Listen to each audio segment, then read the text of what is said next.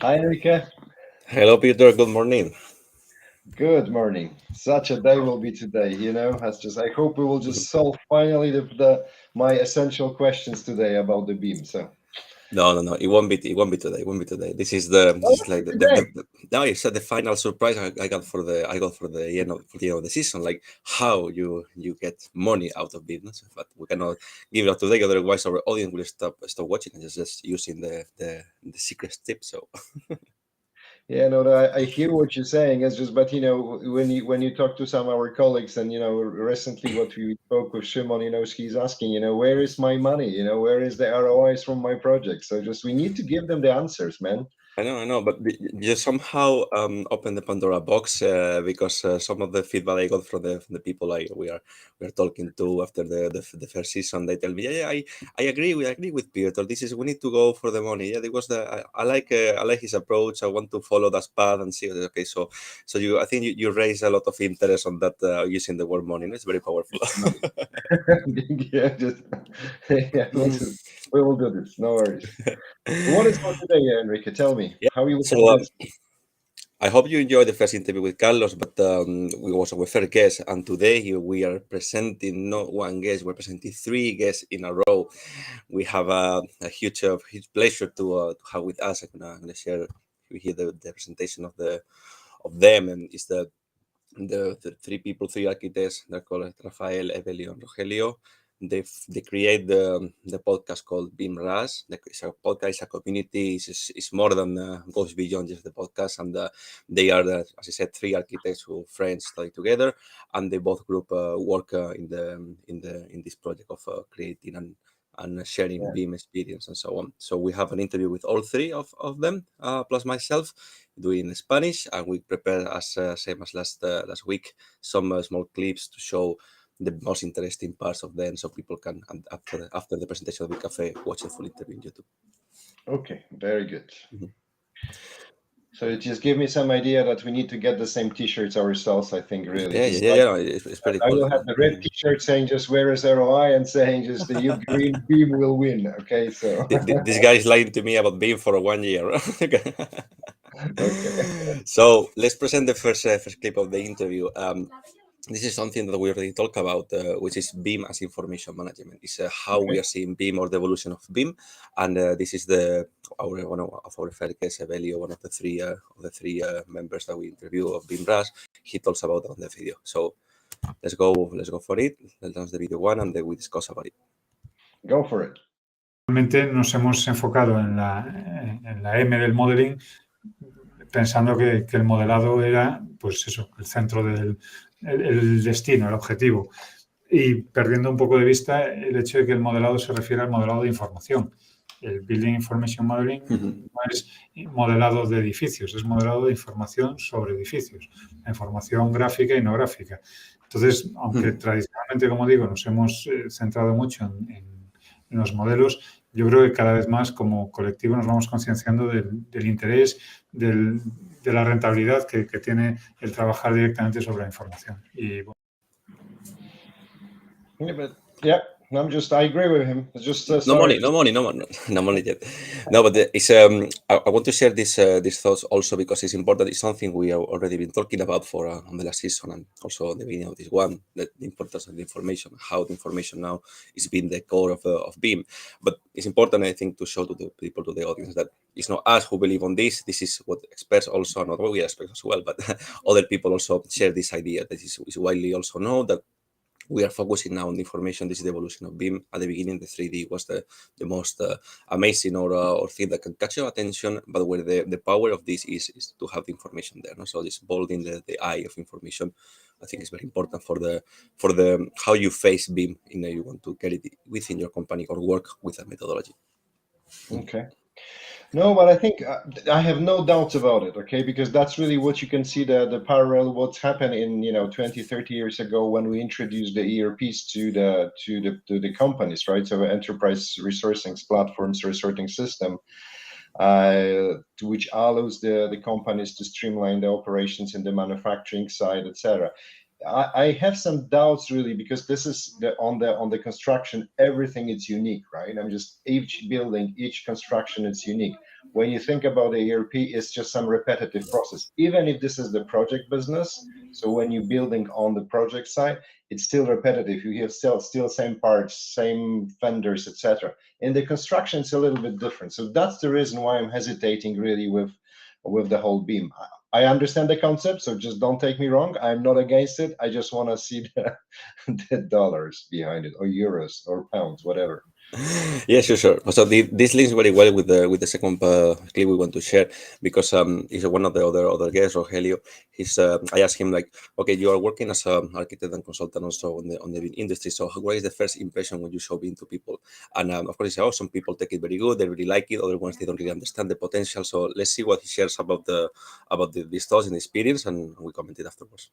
I will find the dollars. No worries. You find the dollars. Depende un poco del sector o de las expectativas o incluso del grado de formación de la persona con la que estás tratando, ¿no? Tengo un cliente que es ingeniero que se dedica a hacer data centers por Europa adelante, inglés, y en el momento en que vi un modelo del pazo que está rehabilitando medianamente en forma y demás, para él fue como un descubrimiento, ¿no? Otras personas de otros ámbitos lo ven muy bien, pero nunca les cuesta un poco más, no nunca, pero les cuesta un poco más. Incluso he tenido tratos con alguna constructora a la que le he enseñado, pues, la vinculación entre un modelo y una medición, que me parece que algo que para una constructora es algo que debería ser como ostras, esto lo quiero ya. Pues es distinto. Hay unas inercias, unas reticencias y digamos que a veces nuestra perspectiva de técnicos nos impide ver que para otras personas el núcleo y lo mollar del negocio no está precisamente en la tecnología, sino que está en otros procesos, ¿no? Y bueno, eso implica que lo que a nosotros nos parece que es deslumbrante, para otros puede no tener ningún tipo de sentido. Una constructora que trabaja por volumen, ¿sabes? Tratando de rotar obras lo máximo posible, pues todo lo que le cuente sobre optimización no le tiene el menor interés. Sí. I think this is the good stuff, really, the good conclusion, showing, just combining again some resistance. And I just, again, from my perspective and my couple of years of industry experience, you always have these people who want saying, I want to have it now, and they don't try to understand what to work behind the scene, right? And he really pointed out very well the part of the processes, which I really appreciate. And this is one of the things which we are doing usually when we start. Really, we look not only on the systems, not on the stuff, really look at the process. Is it repetitive? Is you can do this, what are you doing? Simply, very, very simply, right? And try just to make it measurable. But it's still, the process, will not bring you the money, right? It's more about the optimization of the process will just help you to bring you the money, Yeah, it's interesting also how to say that some companies, they are not, they won't see the real benefit of being like, oh, your process is going to be more efficient, better, the implementation of this methodology and so on. They are just focused on maximize amount of works, volume of working sites running on and rotate those works. They're not really focused on that. They work on volume, they don't work on quality, or they don't work on efficiency. So this is the problem of the methodology in the construction industry, in the AC sector, that it needs to shift a bit. They say it's one of the less lower profit rate sector in the world. Like, we are having margins of between 3 and 5-6%. Is very low, but we move a lot of money. The construction industry moves a lot of money, so it still is profitable, let's say. But how can you get so low margin of you know what I mean? It's complicated to assume that. Yeah, no, I understood, Enrique. But if you think about the airport, which is, if you're building the new airport, which costs you like $1 billion, even the 5% margin on the 1 billion is just much better than 20% of the whatever, 1% of the, I don't know, some percent of some other widgets what you're selling, right? So I think maybe you're right. Maybe this is something which we need to take a look at it, because this is, like, the amount of money is just too big, really, just to realize the potential benefits. Because even if you will just increase if we remove some of the non-value added parts from the process, increase of the margin will be not so significant, so the people will not see this really. I don't know. I'm just, Mhm. but we need to be somehow to be able to measure it to show to the Yeah, yeah. to the. Yeah, we would say like there is potential to get more, and we cannot just accept this low margin and so many losses on the way. So, also we're moving forward for the next part. This is why is the construction industry is not adopting it so quickly, right? Like why are we so Yes. anchored to this old ways? Why the this management level now is currently doing all the work and Okay. decisions on the industry companies are not really happening. So let's take a look what they say and then we comment it because it's a very nice example what Rogelio comments on the video. We'll see. Tell me. I share with him very good. I share with him that. Enrique, que yo creo que es un tema simplemente más que nada de concepción o gestión empresarial, ¿no? Sobre todo cuando lo que estamos hablando es de implementación en empresas, ¿no? A mí me gusta traer aquí siempre a colación lo que pasaba con los taxistas, ¿no? Le salió un competidor que utilizaba la tecnología de una forma mejor y para ofrecer un mejor servicio. Por supuesto. Relación del taxista, que es un empresario pequeño que no tiene formación empresarial y tal, montar bronca, no adaptarse o no tratar de copiar lo que es bueno, lo que han desarrollado otros de una forma mucho mejor, ¿no? Como es eso de que te puedas subir en un taxi y no saber lo que vas a gastar. Sí.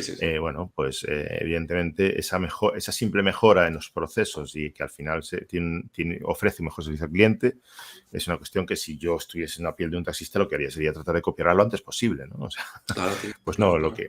Bueno, pues yo creo que esto esa lección la puedes traspasar perfectamente al mundo del sector AECO, ¿no? Hay muchísimas empresas cuya gestión, evidentemente no las grandes, no es FCC, no es Dragados, pero hay otras empresas pequeñas que digamos que la gestión empresarial no es precisamente su fuerte, ¿no?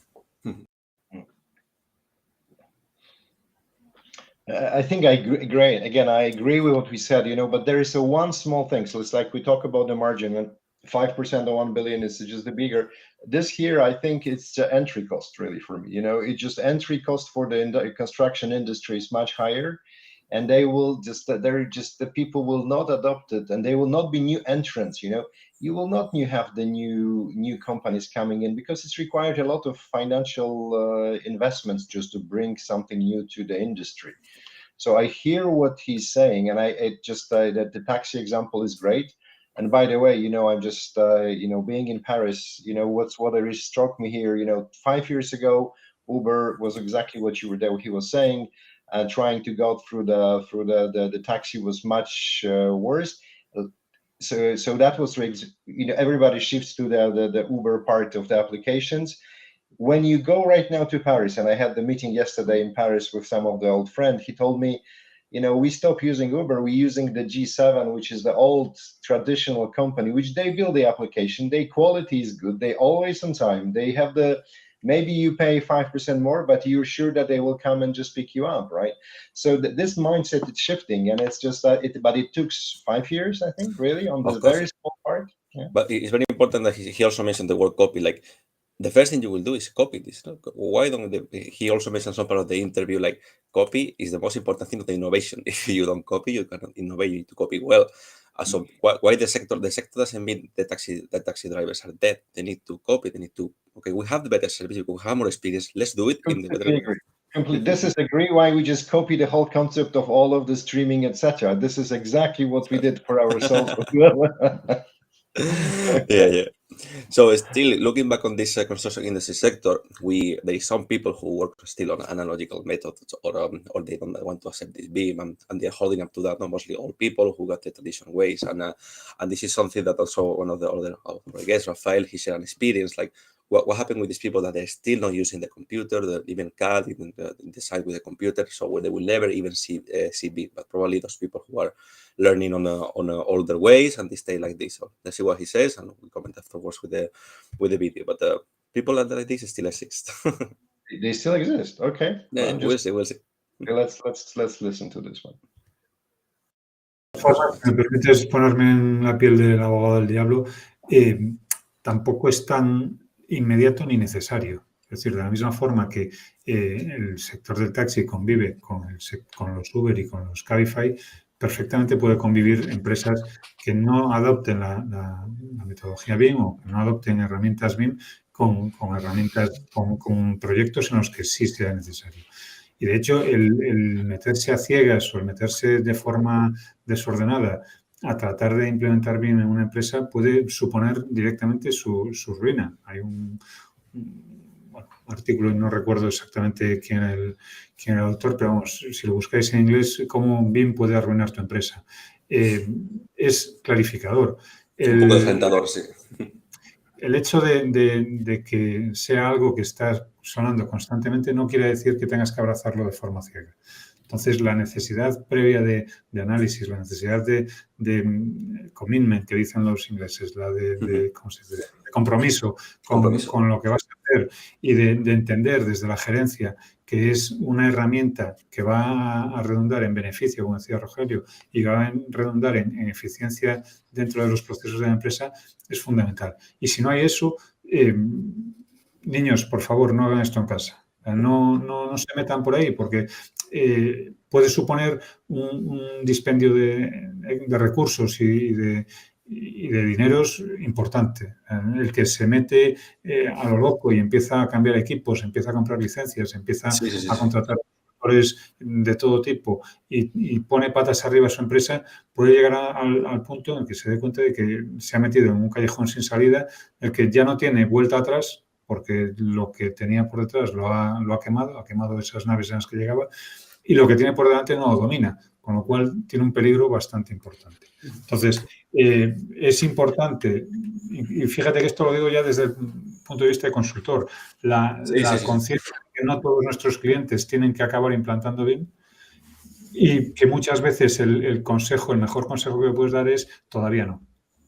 Yo recuerdo al respecto una empresa, un estudio pequeño, en el que bueno, no seguimos adelante directamente. Les dijimos, mira, visto cómo trabajáis, visto el punto en el que estáis y visto a dónde queréis llegar y los plazos que marcáis, tenéis que empezar a andar antes de aprender a correr. Entonces, no tiene sentido meterse simplemente porque lo pide todo el mundo o simplemente porque está en boca de todos. Es preferible mantenerse haciendo lo que uno hace bien durante un tiempo, tratando de incorporar poco a poco aspectos de la metodología que me permitan incorporarme a flujos de trabajo de otros y permitirme pues, ir ganando con el tiempo la seguridad, la confianza y la concienciación suficiente para poder entender que este es el paso que debo dar y no que es el paso que quiero dar. Entonces, a partir de ahí, tomar conciencia de lo que queda por delante e implantarlo con cabeza. Yeah, I can see, Enrique, that you want to check if I'm listening. That's what you did, really, just because the topic of the clip is different than what we said on the beginning. Sorry, life issues. No, but this is also the next clip I said about the implementation. The people who work on the analytical ways still will come after, but this is was something we will design also from these people who are not yet using these analytical ways. It's necessary to force them to go with BIM. How is their advice? No, so evaluation sharing something important. I will highlight like don't take this as BIM is not necessary. It's necessary to be pushed. But he used a word for me is very important, like not yet. No, the best advice we can say is not yet. Not like no, don't go here. It's like not yet. The word yet is powerful there because it's something the path we will go, but not yet. You need to go slowly. You need to do it, and the end, put it wisely. Con cabeza, we say in Spanish wisely, is that you need an assessment. You need help. You need to be trained for this.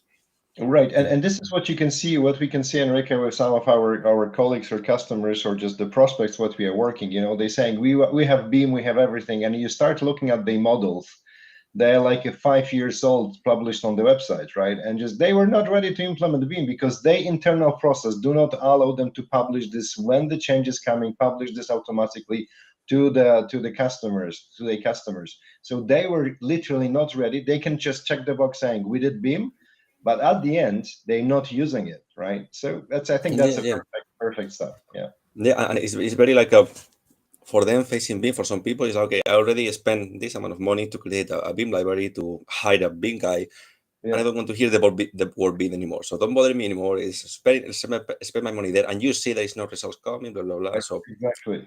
Yeah, we're coming back. Where is my money? Anyway, so that's good. Thank you for coming back to this one. I love but the fear we are comfortable now. Yeah, I will convert you. Good. Let's check on the next clip, and then we keep discussing, because we're talking still about the people who doesn't want to Go adopt ahead. and what we can do with them. Vale. Una cosilla que me pasó en el año 2017. Trabajaba en Alemania en una empresa que modelamos estructuras con software, modelado estructuras, estructuras metálicas. Y mi jefe era una empresa muy pequeñita. Tenía un socio con el que trabajaba que aún dibujaban todos los despices a mano, es decir, en el año 2017. Es decir, bueno, son rarezas, ¿no? Pero gente que, o sea, la convivencia de los medios más tecnológicos con los menos tecnológicos o metodología bien con otras anteriores, pues, hombre, imagino que se seguirían conviviendo.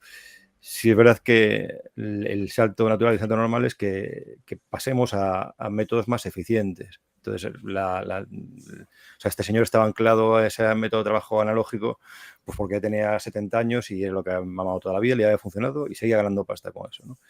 Pero bueno, si estás en el medio de tu carrera profesional o al principio de tu carrera profesional y todavía no has adoptado esta metodología que todo el mundo te está diciendo, estás viendo en otras partes que te va a ayudar a mejorar tus flujos de trabajo y a ser más productivo y sacarle más rendimiento al trabajo, lo normal es que todo el mundo, que es el salto. O sea, no creo que se lleve, o sea, que se quede, es decir, es como no adoptar el AutoCAD en su momento y seguir trabajando con los grafos. Bueno, pues sí. Sí, o escribir a mano informe en vez de utilizar Word, y tiramos mucho más atrás, ¿no? Este tipo de cosas que ahora las vemos como inútiles, inconcebibles, pero en su momento, pues oye, pues sí, claro, habría gente que seguía escribiendo. You brought my really just the oldest memories, you know. You don't know the secret about, nobody knows the secret about myself, that I was really also, I learned how to do the technical drawing with the special drawing pens and the pencils, etc. And that was one of my first exams. My God, that was really hard. So yeah, no, I don't want to use the pencils. I don't know why these people doing this anymore manually. I don't get it. I don't get it. Highlight this 70-year-old guy on this example that Rafael was sharing with us, that person probably will die professionally with this methodology. He's not going to change his life because he made most of his success, money, his life doing this. So of course, this is pushing those people to change. We saw in the previous one, pushing those people to change is not possible. It's better to focus the four and not convince or educate the one generation, one below, not those generations who will be in charge, who will say in the next 20 years gap or 10 years gap, they can bring these new ideas and they can believe more on this on this methodology and digitalization of processes. So it doesn't make sense, this is what we see on the last clip, to push the change for those people who are really believe on this is the old ways. This is how it taught me at the school on the 50s, on the 60s, and that's the way for me to learn. And there's no way you can even propose me to do something else. Yeah, no, just you brought my really the oldest nightmares, just really from my beginning of my studies. Really, just you need to draw with the pen, with the first with the pencil, and then you have the special ink pens, and that's just you need to redraw it when you make a mistake. My God, you're suffering. I can see me. No, don't talk about it. Just I like BIM, okay? So just fine. Good. As my personal experience when I was in uni, not a long time ago, I never learned AutoCAD I like a bit of AutoCAD I learned, but no Revit, no BIM at all. We didn't mention the word BIM at university. But we did have few subjects and spent a good amount of hours doing drawings to make parallel lines, perpendicular, so which is okay. I like it. I like the technical drawing. But I'm not going to use this. They don't see that this is diet. They don't see that it's better to, if they invest at least half of the semester to teach me a bit of Revit, I will be way more better ready at the end of my career, right? And this is something that is the same with this. So, talking is closing all this presentation. What we do with these people, no? What we do with the people who are not adopting BIM, because at any stage of the company's life, you want to implement BIM, doesn't matter if the management level is younger or brave or aware or not. There will be always people. There will be always some part of the staff who are not very reticent. They're not very likely to join this new trend or leave the pencil and start to type and do the drawings online. So let's see what Evelio says about how he thinks to this merging these teams, and we comment it to close it. Lovely. De todas formas, esos perfiles yo creo que hay que incorporarlos y saber entender que esas situaciones se dan y no es malo que se mantengan. Porque probablemente este hombre que hacía los detalles, los despieces a mano, tenía en cada línea una carga de reflexión bastante más alta que la que tenemos muchas veces al trazar Por supuesto. una línea en CAD o, ya no te digo, al construir un elemento en modelo BIM. Entonces, ese perfil con una gran experiencia, con una capacidad de reflexión sobre lo que está haciendo elevada y además yo creo que directamente lo que hay es que intentar incorporarlo dentro de los flujos de trabajo de la mejor forma posible y no, primero, desde luego no apartarlo por el hecho de que no quiera abrazar una tecnología con la que uno se pueda sentir más o menos cómodo. Y, por supuesto, el sacar de él todo lo bueno que tiene. Que entonces, pues habrá que estudiar cómo se incorpora dentro de la cadena de valor del proyecto, habrá que estudiar cómo incorporar su expertise, su conocimiento, pero yo cada vez entiendo menos la necesidad de forzar a nadie a dar el paso. Porque es camino, todo lo que recorres en ese sentido es camino perdido. Porque llega un momento en el que tú no puedes luchar contra ciertas idiosincrasias o contra ciertos hábitos que están más que tatuados en la gente. Entonces, no tiene sentido ir contra ellos. Tiene más sentido contraproducente, además. Sí, hacer las cosas a la fuerza o por las malas, ¿no? No suele ser busquemos el método. cómo gestionar equipos híbridos en los que tengas pues esa experiencia al lado de un adicto a la tecnología que esté siempre a la última con los últimos avances de software y hardware. Perfecto. Pues seguro que la fogosidad de uno se puede ver perfectamente compensada con la reflexión del otro. Y ambos perfiles son, además de compatibles, muy, muy necesarios el uno para el otro. Con lo cual, pues el buscar esa fórmula que nos permita hacer una transición más suave y más convencida, yo creo que es todo beneficioso. Por eso se habla mucho de los proyectos pilotos a la hora de implementar BIM, de usar proyectos. Claro, es imprescindible. Eso imprescindible, sí, para que haya un poco de separación y también cohesión, que los equipos no pasen de usar AutoCAD, que desinstalamos AutoCAD, instalamos Revit de las chicas o lo que sea. Y fíjate, de todas formas, que en los proyectos piloto lo más complicado es hacer ver que son necesariamente proyectos que van a fallar. Porque de lo que se trata es precisamente de encontrar esos puntos de extremos en los que las cosas no funcionan o en las que las cosas no acaban de salir todo bien como le gustaría. Y sin embargo, hay una tendencia a lamentarse de lo mal que salen los pilotos a veces. Cuando precisamente el que un piloto pues nos demos cuenta de que hay un problema de comunicación o que nos demos cuenta de que hay un flujo de información que directamente no ha sido posible, pues no es un camino perdido, es un camino precisamente de exploración en el que ganar pues, aprendizajes que nos permitan en el que ya no es piloto no tener esos errores, no tener esas incertidumbres que teníamos previamente y que hemos comprobado que no tienen recorrido. I think he really just that's a very good conclusion. I think that's really part what I also believe it, but the key element here for me is not only it's also just to look how you can improve it. So no, I completely agree, and we do this for all of the different projects across all of different industries. So I think the magic there is no magic. The only one thing which we need to do is just to be consistent with the project management also on BIM side, right? But one thing which I like it, Enrique, this things and I never thought about it before, saying like when you draw it with the ink, it takes you much more time to think what you will draw, because when you do this out, electronically, you can easily remove it and there is no impact. But when I just put these things on paper with the ink and I need to throw the whole freaking A0 paper to the trash bin, it will just take me a time to think if it's the right one. So I think that's something which is amazing. We don't need to put those people apart. We can integrate them on hybrid team, but we say like makes this vivacity and the wise of the knowledge of the patient of this other older or more slow men, let's say, or women. This is interesting to mix them on the project so they are able to work together and learn one from each other. He said that those profiles are compatible, are necessary on both projects. Very good. No, I think I like it. I like the whole stuff, right? I just still haven't found the money though. But that's I told you we'll find them in the second episode. just show me the money, my dear. You know, I We- know I understand all of this part about the projects, change management, etc. The good stuff, but not Good this stuff. is not what I'm looking for. Okay, so that's all for today for the presentation. The interview is gonna be released right now on YouTube. Remember YouTube channel the BIM Cafe, to BIM not to beat.